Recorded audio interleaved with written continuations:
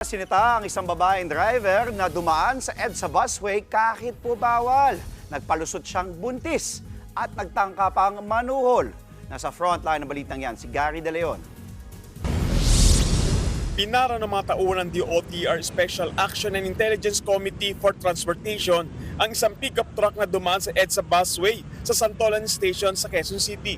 Nang kausapin ng SAIC enforcer, sinabi ng babaeng driver na 2 buwan siyang buntis at kailangan pumunta sa ospital.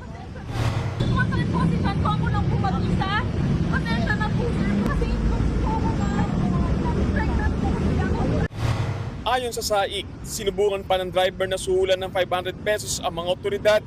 Nagpakita pa raw siya ng calling card na nakalagay ang pangalan ng isang PNP director para makalusot sa pagkakahuli.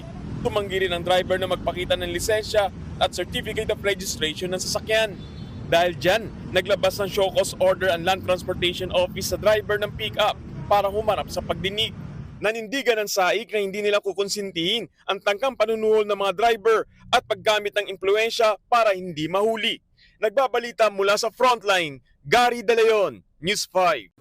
Mga kapatid, Dimples Romana po, kumpletuhin ang inyong umaga ng mga kwentong puno ng inspirasyon. Salubungin po ang bawat araw ng may ngiti at pag-asa. Kaya't mag-subscribe na po at mag-follow na sa aming social media pages ng News 5.